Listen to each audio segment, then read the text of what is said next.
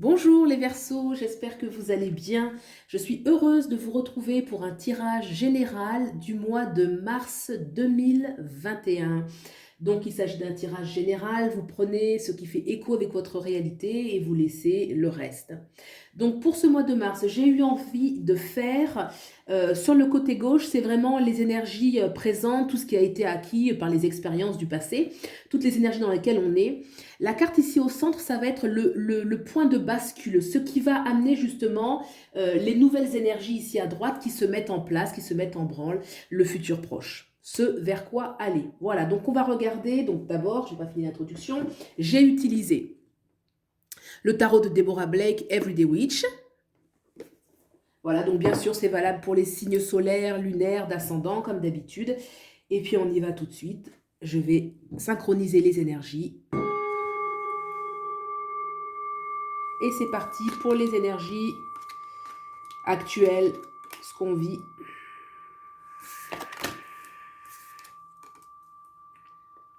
D'accord, donc on a deux majeurs, on a le mat et on a la justice. Alors déjà le mat nous parle quand même d'une énergie où on veut se libérer. Vraiment, regardez, cette énergie du mat, c'est vraiment la volonté de se libérer, d'agir, d'y aller, de franchir le pas. Là, il y a cette énergie, super, on va revenir dessus. Sur la gauche, j'ai quand même le jeu qui commence par le 3 d'épée. Donc le 3 d'épée nous parle quand même d'une certaine blessure, hein, plus ou moins grande, ça va dépendre de chacun.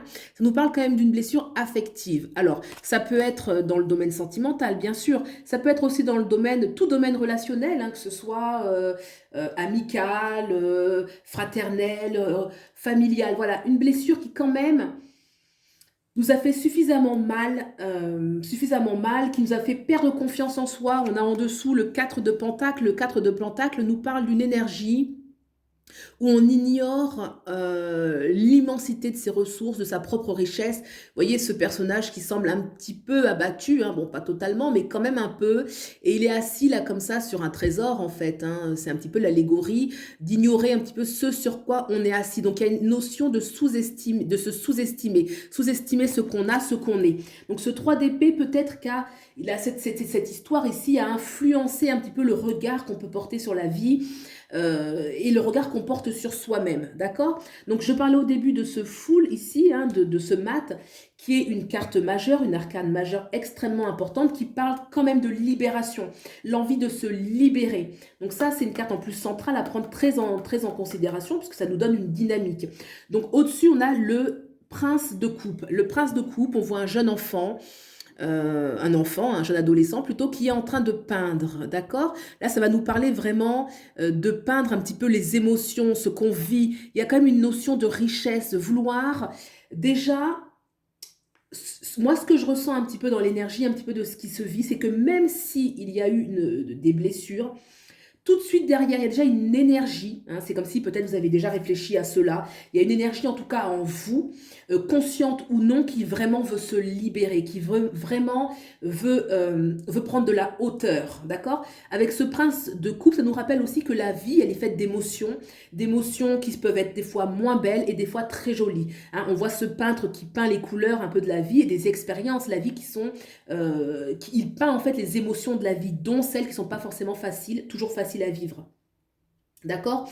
Donc là, ce prince de coupe, justement, qui est en train de peindre, il y a une notion de vouloir se libérer, de se libérer par l'art de vivre, hein. On peut comprendre ça par l'art de vivre, pas forcément l'art de peindre, mais l'art de vivre. Et ce qu'il y a en dessous avec ce full, ce mat, c'est vraiment cette notion de vouloir se libérer des énergies négatives, des émotions négatives, de vouloir tourner le dos un petit peu, tourner le dos à ce passé, de prendre le large, hein. On va vers la droite, on va vers l'avenir, on ne sait pas où on va, il y a une prise de risque, mais on y va. On veut sortir un petit peu de cet état latent qui est très désagréable à vivre. On veut s'en sortir en fait, tout simplement. D'accord? Donc, avec ce 3 de d'épée, peut-être que ce mal-être, il a influencé un petit peu le deuxième chakra. Donc peut-être qu'il y a eu une incidence sur la créativité aussi, hein, ça a eu une influence sur la créativité, sa propre créativité, des fois même sa sexualité avec le deuxième chakra. Mais ce prince de coupe que je vois vraiment créatif, Voilà, c'est une dynamique qui est très intéressante. On veut vraiment s'en sortir. Bravo à vous. Donc ensuite ici, avec le 10 de coupe. Le 10 de coupe nous parle d'une énergie quand même où on veut partager, on veut aimer, on veut une, comment dirais-je, on veut une plénitude de vie. On aspire au bonheur partagé, tout à fait normal. Donc, moi, ce prince de coupe qui est justement entre ce 3 d'épée qui est blessé, mais en même temps cette aspiration, c'est-à-dire que c'est ce que je disais, c'est vraiment ça, c'est-à-dire que même s'il y a, il y a quand même une énergie là comme ça où on parle, ça me parle un peu de blessure, de quelque chose qui est une sorte de blocage un peu, hein, c'est ça, hein, une énergie un petit peu de blocage, mais à côté de ça, il y a l'énergie vraiment où on croit encore en ses rêves et on est prêt à se mettre debout et à y aller. Vraiment le full, il y a vraiment cette notion d'y aller, quoi, de se mettre debout, hein. Vous voyez le personnage ici qui est assis, qui est plutôt abattu, apathique, et là ce personnage qui va, qui se libère, les deux poings au ciel et qui va, qui franchit le pas. Voilà, donc là déjà cette énergie, il y a déjà eu un travail sur soi, on a déjà réfléchi à certaines choses. Avec la justice, en dessous du 10 de coupe, ça peut parler effectivement pour certains d'une certaine peut-être rigueur à avoir ou de choix à faire pour obtenir justement ce bonheur, hein. La justice nous parle toujours de choix, de qu'est-ce qui est juste, de qu'est-ce qu'il faut faire, qu'est-ce qu'il ne faut pas faire. D'accord? On va regarder tout de suite ce point de bascule et qu'est-ce qui se passe ensuite dans les énergies justement pour basculer vraiment, mettre en branle un petit peu son destin, j'ai envie de dire. Alors, déjà le point de bascule. Le 7 d'épée. Alors, ce 7 d'épée, on voit un personnage qui est en train de prendre les sept épées, en fait, hein. Il prend ses épées. Alors, on a l'impression, avec ce 7 d'épée ici, je vais mettre un peu de lumière parce que je trouve que c'est un peu, excusez-moi, voilà, hop, c'est un petit peu obscur, voilà. Avec ce 7 d'épée, on a quand même l'impression qu'il y a une notion de, excusez-moi pour la lumière, voilà. Ce 7 d'épée, pour moi, c'est comme si, peut-être en lien avec la justice qu'il y a ici, une notion un petit peu de choix, de passer à l'action. Ce 7 d'épée, est-ce qu'il récupère un petit peu son propre pouvoir? On dirait qu'il est en train de... c'est pas s'enfuir, c'est pas l'énergie de s'enfuir, mais c'est d'aller prendre ce qui nous appartient, mais de façon discrète. Il y a une notion de discrétion, il y a une notion d'agir un petit peu dans le secret, dans la discrétion, de ne pas forcément émeuter, j'ai envie de dire, tout le monde. Il y a une notion un petit peu de discrétion qui se dégage beaucoup de cette carte. Alors je sais pas comment... après, c'est à vous de voir un petit peu comment ça peut faire écho. Mais de discrétion, on voit ce personnage qui reprend le 7 d'épée, c'est ce qui va se permettre d'agir. Le 7 d'épée nous parle aussi de stratégie. Voilà. Donc la stratégie, la discrétion, ce qui va permettre un petit peu de basculer vers les nouvelles énergies, c'est vraiment ça, cette notion de stratégie, mettre en place quelque chose, mais dans la discrétion. Là, c'est pas l'énergie de quelqu'un qui est en train, voyez, de voler. Non, non, il prend ce qui lui appartient. Mais c'est comme s'il récupérait ce qui lui appartenait dans la discrétion. Alors, on va essayer de mieux comprendre cette carte avec ce qui suit. Donc, les nouvelles énergies.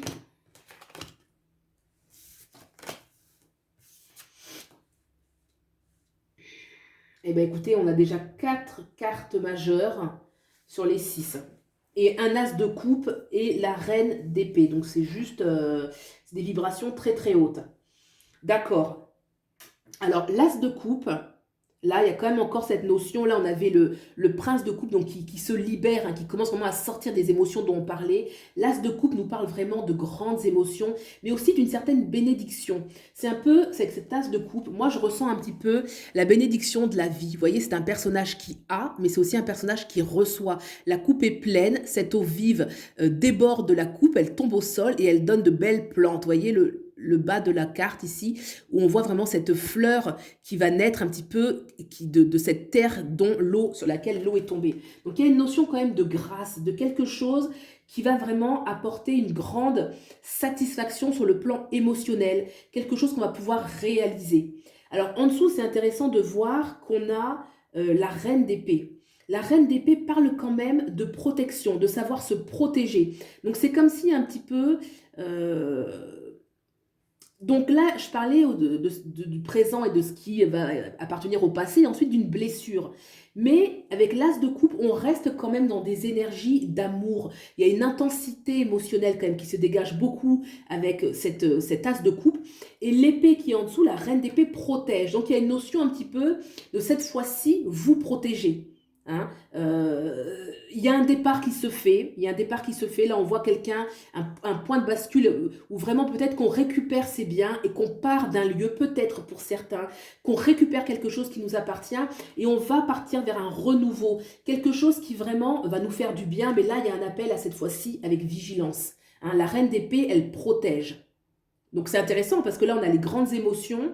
L'as de coupe, c'est vraiment l'abondance d'émotions, la richesse intérieure, la richesse des sentiments. Mais cette reine d'épée, par contre, elle reste alerte. Vous voyez, elle est alerte, elle est protectrice, elle est mature, elle est réfléchie. Des fois même, elle est un peu prudente. C'est très bien. Alors, juste à côté, on a ces deux cartes. Alors, le diable et le chariot. Je vous montre le diable. Et oui, c'est pour ça que je sentais un peu une notion de discrétion aussi. Le diable, là, vous voyez qu'il est en train de tenter deux jeunes couples. Pour moi, le diable, là, peut parler une invitation à être discret sur ses projets ou ce qu'on est en train de vivre et de faire attention aux mauvais conseils, de faire bien attention aux mauvais conseils, de ne pas écouter n'importe qui, de ne pas écouter... Parce qu'en dessous, il y a le chariot, c'est aussi une carte très importante, une autre carte majeure. Le chariot nous parle d'une décision à prendre, d'un choix à faire. Elle est juste en dessous du diable, ce qui veut dire que attention, dans les choix que vous devez faire, de ne pas écouter, déjà, il faut que vous vous écoutiez vous-même. Il ne faut pas écouter, c'est pas entre guillemets, c'est la voix du diable, en fait. Il ne faut pas l'écouter. Alors, soit ce diable, il est extérieur, c'est-à-dire que c'est des personnes... faut pas être influencé en fait hein, par le choix des autres et bien faire son propre choix.